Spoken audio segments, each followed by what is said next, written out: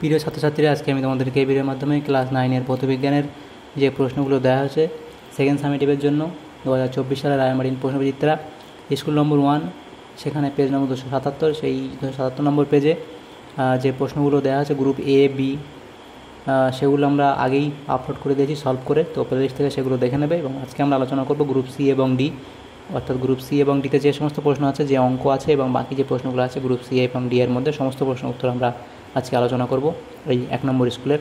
তো ভিডিওটা শুরু থেকে অবশ্যই শেষ অবধি দেখবে, আর যদি তোমরা গ্রুপ এ এবং বি এর উত্তর দেখতে চাও তো প্লেলিস্ট থেকে সেগুলো দেখে নেবে। তো দেখো, প্রথম যে গ্রুপ সি, সেখানে দিনের দাগের কী প্রশ্ন ছিল, নিম্নলিখিত প্রশ্নগুলি উত্তর দাও, বিকল্প প্রশ্নগুলি লক্ষণীয়। তো প্রথম প্রশ্ন ছিল কি, সাইফনের দুটি ব্যবহারিক প্রয়োগ লেখো। তো লিখবে কি, কোনো পাত্রকে নাড়াচাড়া বা কাত না করে ওই পাত্র থেকে অন্য পাত্রে তরল স্থানান্তর করতে সাইফন ব্যবহার করা হয়। আর দ্বিতীয় লিখবে কি, শৌচাগার পরিষ্কার করতে যে স্বয়ংক্রিয় ফ্লাশ ব্যবহার করা হয় সেটি সাইফনের নীতি অনুযায়ী ক্রিয়া করে। তাহলে এই দুটো ব্যবহারিক প্রয়োগ লিখে দেবে। তারপরে অথবা দিয়ে প্রশ্ন ছিল, এটা অর দিয়ে প্রশ্ন ছিল, কি বলছে, সান্দ্রতা কি, সেটা হলো কোনো প্রবাহী দুটি পাশাপাশি স্তরের মধ্যে বেগের পার্থক্য থাকলে প্রবাহী দুটি স্তরের আপেক্ষিক বেগ কমাতে চায়, অর্থাৎ দ্রুততর স্তর মন্থর স্তরের বেগ বাড়াতে চায় এবং মন্থর স্তর দ্রুততর স্তরের বেগ কমাতে চায়। প্রবাহীর এই ধর্মকে সান্দ্রতা বলে। তাহলে এগুলো লিখে দেবে, হয়ে যাবে। নেক্সট দেখো, 2 দাগের যে প্রশ্নটা ছিল সেটা আমরা নেক্সট পেজে করে রেখেছি। দেখো 2 দাগের প্রশ্ন, 3 দাগের 2 প্রশ্ন। তো কী বলেছে, নিচের কোনটির মধ্যে সবচেয়ে বেশি সংখ্যা অণু উপস্থিত। তো দেখো, প্রথমে 1 মোল H2 গ্যাসের অণুর সংখ্যা কত, 6.022 × 10⁻23T। তাহলে আমাদের 0.5 বার করতে বলা হয়েছে। এটা প্রথম 0.5 মোল H2 গ্যাসের অণুর সংখ্যা কত হবে, এটা ইন্টু 0.5 হবে। তো 0.5টাকে আমি পয়েন্টে তুলে দিলে নিচে 10 হয়ে গেল। এটা কাটাকুটি করার পরে আমাদের আসে এত। নেক্সট বি কী বলা হয়েছে, দেখো 10 মোল O2 গ্যাস, সেখানে দেখো 1 মোল O2 গ্যাসের অনুসংখ্যা এত, 6.022 × 10⁻23T, এবং 10 মোল হলে ইন্টু 10 হয়ে যাবে। তাহলে সেখানে দেখো 23 ছিল, 24 হয়ে যাবে এটা। নেক্সট সি কী বলা আছে, দেখো এসটিপিতে 1.5 লিটার Cl2 গ্যাস, সেখানে কী হবে, এসটিপিতে 22.4 লিটার Cl2 গ্যাসে অনুসংখ্যা কত, 6.022 × 10⁻23T। দেখো এসটিপিতে 1.5 লিটার Cl2 গ্যাসে অনুসংখ্যা কত হবে, 6.022 × 10⁻23, এবং এখানে চলে আসবে 1.5 আসবে এবং নিচে 22.4 লিটার দিয়ে ভাগ হবে। তো সেখানে ক্যালকুলেট করার পর আমাদের আসবে কত, এত। দেখো এই তিনটের মধ্যে কোনটাতে অনুসংখ্যা বেশি হচ্ছে, সেটা হচ্ছে এটাতে আমাদের অনুসংখ্যা বেশি হচ্ছে। তাহলে অপশান বি আমাদের সঠিক উত্তর হবে। তাহলে 10 মোল O2 গ্যাসে অনুসংখ্যা সব থেকে বেশি থাকবে। তাহলে এটা হয়ে গেল। নেক্সট দেখো 3 দাগের প্রশ্ন কী ছিল, 3 দাগের প্রশ্ন ছিল দ্রাব এবং দ্রাবকের সংজ্ঞা লেখো। তো দ্রাব সেটা কি, দ্রবণের মধ্যে সাধারণত যে উপাদানের আপেক্ষিক পরিমাণ কম থাকে এবং যে উপাদান দ্রাবকের মধ্যে দ্রবীভূত হয়ে দ্রবণ উৎপন্ন করে তাকে দ্রাব বলা হয়। এবং দ্রাবকের সংজ্ঞা কী, সেটা হবে দ্রবণের মধ্যে যে উপাদানের আপেক্ষিক পরিমাণ সাধারণত বেশি থাকে, অর্থাৎ যে পদার্থটি অন্য পদার্থকে দ্রবীভূত করে এবং যে উপাদান ও দ্রবণের ভৌত অবস্থা একই থাকে তাকে দ্রাবক বলা হয়। হলো অথবা দিয়ে যে প্রশ্ন ছিল, দ্রাব্যতা বলতে কী বোঝো, সেটা দেখবে দ্রাব্যতা কোনো নির্দিষ্ট উষ্ণতায় 100 গ্রাম দ্রাবককে সম্পৃক্ত দ্রবণে পরিণত করার জন্য প্রয়োজনীয় দ্রাব্যের গ্রামে প্রকাশিত সংখ্যাকে ওই উষ্ণতায় দ্রাবটির দ্রাব্যতা বলা হয়। নেক্সট 4 থেকে প্রশ্ন ছিল, অরমোরাস কি, এর একটি ব্যবহার লেখো। 3 আয়তন গাঢ় হাইড্রোক্লোরিক অ্যাসিড ও 1 আয়তন গাঢ় নাইট্রিক অ্যাসিডের মিশ্রণকে অ্যাকোয়ারিজিয়া বা অরমোরাস বলা হয়, এবং এর ব্যবহার কি, সোনা, প্লাটিনাম, ইউরেনিয়াম, ইরিডিয়াম প্রভৃতি বরধাতুকে দ্রবীভূত করার জন্য অ্যাকোয়ারিজিয়া বা অরমোরাস এটা ব্যবহার করা হয়।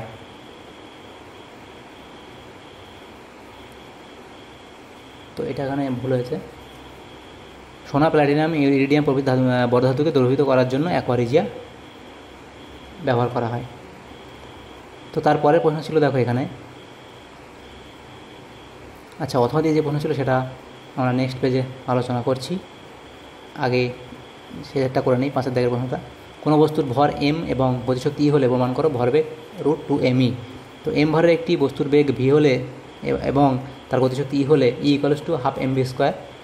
তো দেখো এখানে ½ mv² সমান E, সেখানে আমরা যদি v² রেখে দিই তাহলে আমাদের 2E/m হবে। এই v² রেখে দিলে এখানে 2 দিয়ে গুণ হয়ে যাবে, 2E হয়ে যাবে, নিচে m চলে আসবে, সেটাই করা হয়েছে। তারপর v = √, এত বার করলাম। তার বস্তুটির ভরবেগ p = mv, বস্তুর ভরবেগ পি সমান সমান এমভি। সেখানে দেখো এমটাকে আমরা রেখে দিলাম এবং ভি এর জায়গায় এই যে ভি, সেই ভি এর জায়গায় এই ভি এর ভ্যালুটা বসালাম। বসানোর পরে আমরা ক্যালকুলেশন করব। দেখো এখানে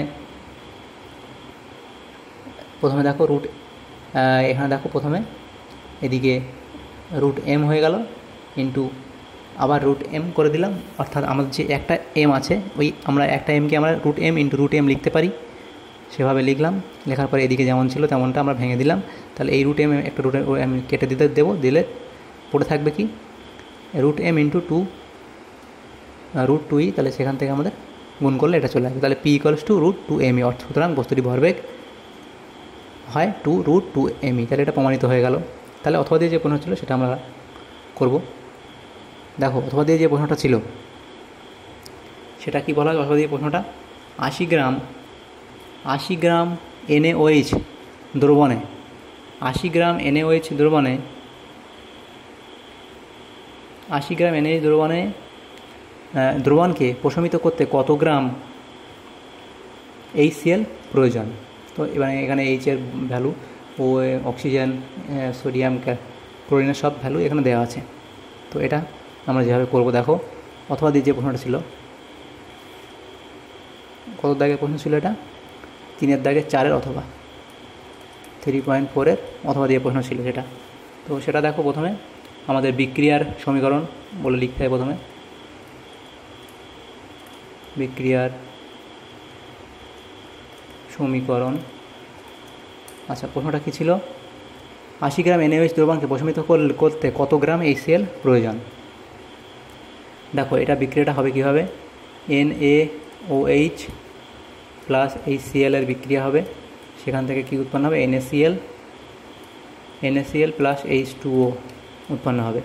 তো দেখো এখানে Na এর ভ্যালু কত দেওয়া আছে? 23 প্লাস অক্সিজেনের 16 প্লাস হাইড্রোজেন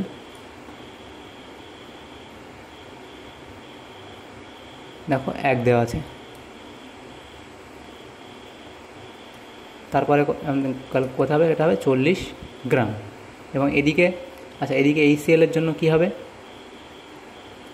সেটা হাইড্রোজেনের 1 আর এটা Cl হচ্ছে 35.5, তাহলে এটা হবে 36.5 গ্রাম। তাহলে আমরা লিখতে পারি কি 40 গ্রাম NaOHকে প্রশমিত করতে 40 গ্রাম NaOHকে প্রশমিত করতে HCl প্রয়োজন 36.5 গ্রাম। তাহলে 1 গ্রাম NaOHকে প্রশমিত করতে HCl প্রয়োজন, সেটা কত হবে? 36.5 বাই 40 গ্রাম। এবং আমাদের কত বার করতে বলা ছিল প্রশ্নতে? এটা ছিল কত? 80 গ্রাম। তাহলে 80 গ্রাম NaOHকে প্রশমিত করতে HCl প্রয়োজন 36.5 ইন্টু 80 বাই 40, যেটা নিচে আছে সেটা। তো এটা আমরা কাটাকুটি করার পরে কত আসবে? তো সেখান থেকে কাটাকুটি করার পরে আসবে 73.0 গ্রাম বা 73 গ্রাম। তাহলে আমাদের উত্তর কী লিখব আমরা? 80 গ্রাম NaOHকে প্রশমিত করতে এটা হলো 73 গ্রাম HCl প্রয়োজন। তাহলে অঙ্কটা তোমরা বুঝতে পারলে এটা হয়ে গেল। তাহলে অঙ্কটা তোমরা টুকে নেবে। এরপরের যে প্রশ্ন থাকো আমাদের গ্রুপ তাহলে সি কমপ্লিট হয়ে গেল। এবার আমরা গ্রুপ ডি আলোচনা করব। দেখো 4-এর দাগের আচ্ছা গ্রুপ সি কমপ্লিট। গ্রুপ ডিতে কী প্রশ্ন আছে দেখো। প্রথম নিম্নলিখিত প্রশ্নগুলোর উত্তর দাও, বিকল্প প্রশ্নগুলি লক্ষণীয়। প্রথম প্রশ্ন, ক্ষমতা, বল এবং বেগের মধ্যে সম্পর্কটি প্রতিষ্ঠা করো।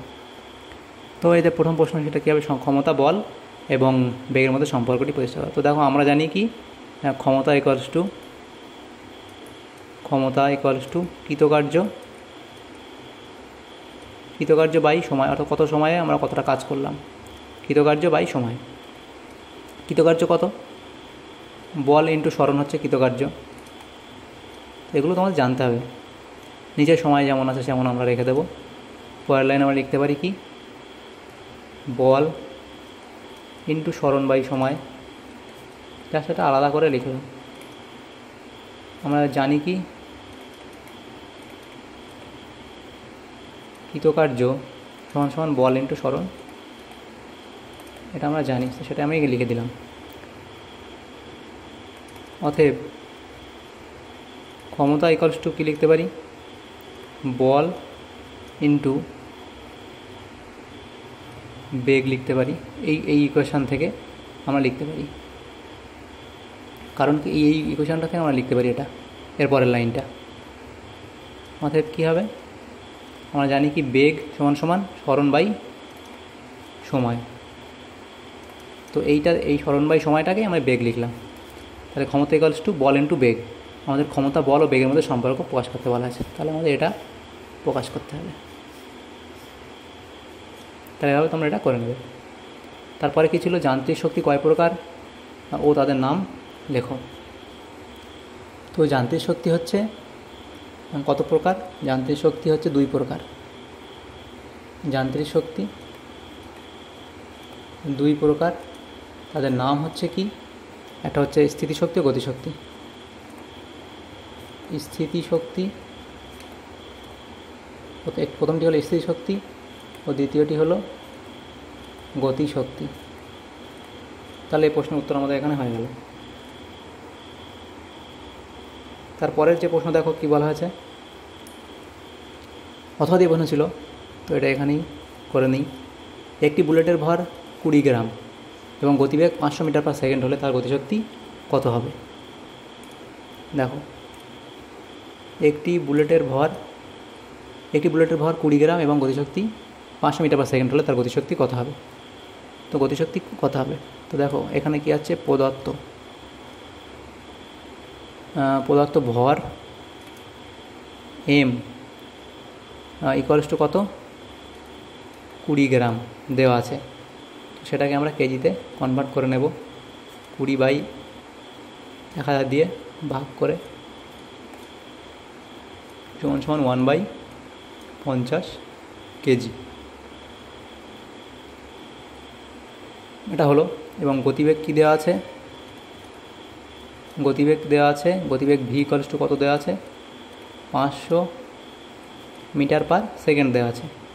অতএব কী চেয়েছে আমাদের, গতিশক্তি। তো গতিশক্তির সূত্র আমরা সবাই জানি, গতিশক্তি কত, 1/2 mv²।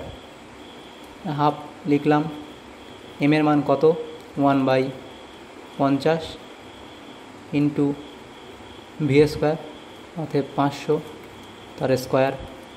পরের লাইন আবার লিখছি এটা 1/50, এবার স্কোয়ার মানে কত, 500 ইন্টু 500। এবার আমরা যেভাবে কাটাকুটি করব, তো কত আসবে আমাদের, তাহলে 5 × 5 = 25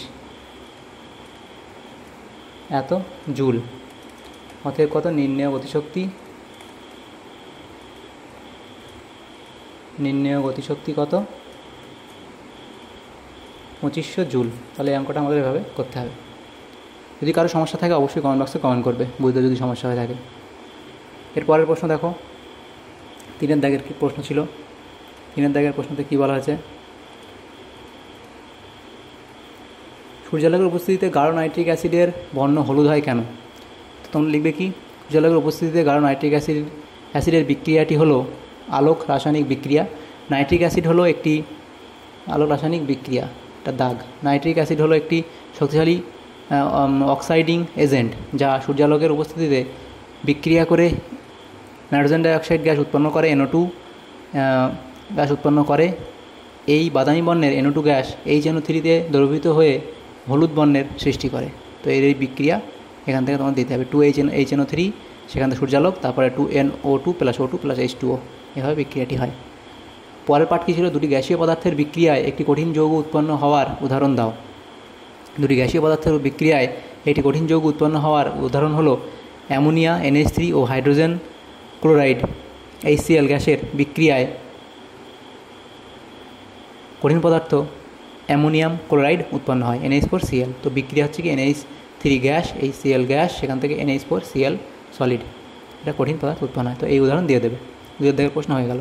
নেক্সট দেখো 3 দাগের প্রশ্ন কী বলা হয়েছে এখানে, মোল বলতে কী বোঝায়। তো মোলের সংজ্ঞা তোমরা লিখবে এখানে। মোলের সংজ্ঞায় কোনো পদার্থের 1 মোল হলো সেই পরিমাণ পদার্থ যার মধ্যে ওই পদার্থের উপাদান কণিকার সংখ্যা 12 ডিগ্রি সেন্টিগ্রেড সমস্থানিকের 0.012 কেজি পরিমাণে যত সংখ্যক কার্বন পরমাণু থাকে তার সমান। তো এটাই মোলের সংজ্ঞা, এভাবেই তোমাদের দিতে হবে। এক গ্রাম এককে 1 AMU এর মান কত?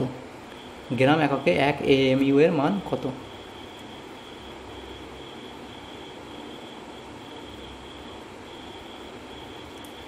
দেখো গ্রাম এককে 1 AMU এর মান হলো 1.6606 × 10⁻⁻24 গ্রাম। নেক্সট প্রশ্ন অথবা দিয়ে প্রশ্ন ছিল 1.6 গ্রাম মিথেন, তার সি হচ্ছে 12, এইচ হচ্ছে 1, কত সংখ্যক ইলেকট্রন উপস্থিত থাকে? তো এই অঙ্কটা বেশ বড় একটা অঙ্ক করতে হবে। 4 দাগের প্রশ্ন, সরি অথবা দিয়ে অথবা দিয়ে যে প্রশ্নটা ছিল সেটা 3 অথবা। দেখো কী বলা আছে, 16 গ্রাম 1.6 গ্রাম মিথেনে কত সংখ্যক ইলেকট্রন উপস্থিত থাকে? দেখো মিথেনের আমরা জানি কি, মিথেনের সংকেত কত, CH4, আণবিক ভর কত, মিথেনের আণবিক ভর সমান 12 প্লাস 1 × H4, অর্থাৎ 4 দিয়ে গুণ করতে হবে, সমান 16। তাহলে 16 গ্রাম মিথেনে অণুর সংখ্যা, 16 গ্রাম মিথেনে অণুর সংখ্যা কত, 6.022 × 10⁻23T। তাহলে 1.6 গ্রাম আমাদের বার করতে হবে। এত গ্রাম মিথেনে অণুর সংখ্যা কত হবে, 6.022 × 10⁻23 × 1.6, এর নিচে কত হবে, 16। এই যে 16টা আছে এখানে নিচে হবে এতটি। এবার এখানে আমরা ক্যালকুলেট করার পরে আমাদের কত আসবে, 6.022। তোমরা, আমি ক্যালকুলেট এখানে দেখাচ্ছি না, তোমরা ক্যালকুলেট করে নেবে, করলে এত আসবে 6.022 × 10⁻23। তো এই পয়েন্টটা তুলে দিলে এই নিচে 10 দিতে হবে, দিলে 16 কেটে যাবে, 10 থাকবে নিচে, তাহলে একটা 10 মাইনাস হয়ে যাবে, 22 হয়ে যাবে। তাহলে এটা আমাদের আসবে। তারপরে পার্ট কী করতে হবে, তাহলে দেখো একটি মিথেনের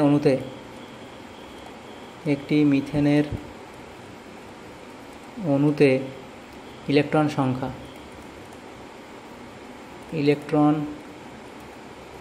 একটি মিথেনের অণুতে ইলেকট্রন সংখ্যা 6 + 1 × 4 = 10টি।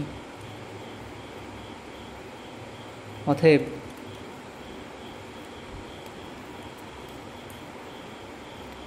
অতএব 6.022 × 10⁻22টি অণুতে ইলেকট্রন সংখ্যা কত হবে, 6.022 × 10⁻22 ইন্টু এই যে 10, সেই জন্য হবে 10টি ইন্টু 10 সমান কত আসবে, 6.022 × 10⁻23টি। তাহলে আমাদের সঠিক উত্তর কত হবে, তার উত্তর লিখবে 1.6 গ্রাম মিথেনে ইলেকট্রন সংখ্যা 6.022 × 10⁻23টি। এভাবে তোমাদের অঙ্কটা করে নিতে হবে। তাহলে এর পরের প্রশ্ন দেখো কী বলা আছে, 4 দাগের প্রশ্ন, সিড ক্লাস কি লিখবে। সিড ক্রিস্টাল বা বীজ ক্লাস, সেটা হলো কোনো ক্লাসন প্রক্রিয়ার ক্ষেত্রে অনেকক্ষণ অপেক্ষা করা সত্ত্বেও সম্পৃক্ত উষ্ণ দ্রবণ থেকে কোনোরূপ ক্লাস উৎপন্ন হয় না। সম্পৃক্ত উষ্ণ দ্রবণ থেকে কোনোরূপ ক্লাস উৎপন্ন হয় না, কারণ এক্ষেত্রে দ্রবণটি অসম্পৃক্ত দ্রবণে পরিণত হয়। যেহেতু অসম্পৃক্ত দ্রবণ অস্থায়ী, সেই জন্য ওই দ্রবণে বিশুদ্ধ ক্লাসের একটা ছোট কণা যোগ করলে ক্লাসন শুরু হয়। এই ক্লাসন প্রক্রিয়াকে সিডিং, এবং যে ছোট বিশুদ্ধ ক্লাস যোগ করা হয় তাকে বীজ ক্লাস বা সিড ক্রিস্টাল বলে। এর ব্যবহারিক প্রয়োগ লিখতে বলেছে। ব্যবহার লিখবে তোমরা প্রথম, তরলের এই তালের রস থেকে তাল মিছরি তৈরি করার সময় এই পদ্ধতি ব্যবহৃত হয়। বক্সাইট থেকে বায়ার পদ্ধতিতে বিশুদ্ধ অ্যালুমিনিয়াম প্রস্তুতির সময় অ্যালুমিনিয়াম হাইড্রোক্সাইডকে বীজ ক্লাস হিসেবে ব্যবহার করা হয়। চিনির শিল্প উৎপাদনে বীজ ক্লাস ব্যবহার করা হয়। তো এই ব্যবহারিক প্রয়োগগুলো লিখবে। নেক্সট 5 নম্বরের প্রশ্ন, সেখানে দেখো কী বলা আছে, বার্নৌলির নীতির সাহায্যে উড়োজাহাজের উড্ডয়ন ব্যাখ্যা করো। উড়োজাহাজের উড্ডয়ন বলে প্রমাণ করে লিখবে। উড়োজাহাজের ডানার উপর দিয়ে প্রোপেলারের সাহায্যে ডানার সমান্তরালে বায়ুকে উচ্চ বেগে প্রবাহিত করা হয়। উড়োজাহাজের ডানার গঠন খানিকটা পাখির ডানার মতো, সামনের দিকটা মোটা, পিছনটা অপেক্ষাকৃত পাতলা। উপরের পৃষ্ঠ নিচের পৃষ্ঠ অপেক্ষা বেশি বক্র। এই বিশেষ আকৃতির জন্য ডানার উপর দিয়ে বায়ু স্রোতের বেগ বেশি এবং চাপ কম হয়। অন্যদিকে ডানার নিচে বেগ কম এবং চাপ বেশি হয়। এর ফলে ডানার উপর একটি ঊর্ধ্বমুখী বল ক্রিয়া করে, যা উড়োজাহাজকে ভেসে থাকতে সাহায্য করে। তো এইভাবে দেখো, এই যে ছবি আছে এটা তোমরা দেখে নেবে। উপরের দিকে বেগ বেশি চাপ কম, নিচের দিকে দেখো বেগ কম চাপ বেশি। তো এটা হচ্ছে বার্নৌলির নীতির সাহায্যে উড়োজাহাজের উড্ডয়নের ব্যাখ্যা। তো এই অবধি লিখলে হয়ে যাবে। তাহলে আমাদের দেখো এখানে যে প্রশ্নগুলো ছিল, আমাদের প্রথম 1 নম্বর স্কুলে ক্লাস 9-এর সেকেন্ড সামেটিভের জন্য প্রথম নম্বর স্কুল, তো সেখানে যে প্রশ্নগুলো ছিল গ্রুপ সি এবং ডি এর সমস্ত প্রশ্ন উত্তর আমরা আলোচনা করলাম প্রথম স্কুলে। যদি তোমাদের সমাধান উপকার আসে ভিডিওটা অবশ্যই একটা লাইক করবে, আর বেশি বেশি করে বন্ধুদের সাথে শেয়ার করবে। আর এবং যদি তোমরা এই প্রথম স্কুলের গ্রুপ এ এর যে প্রশ্নগুলো আছে, গ্রুপ এ এবং বি, সেই প্রশ্নগুলো দেখতে চাও, অবশ্যই আমাদের চ্যানেলের প্লেলিস্ট থেকে তোমরা সেগুলো দেখে নিতে পারবে। আর পরবর্তী স্কুলের প্রশ্ন উত্তরগুলো পাওয়ার জন্য আমাদের চ্যানেলটাকে অবশ্যই সাবস্ক্রাইব করে রাখবে। Thanks for watching.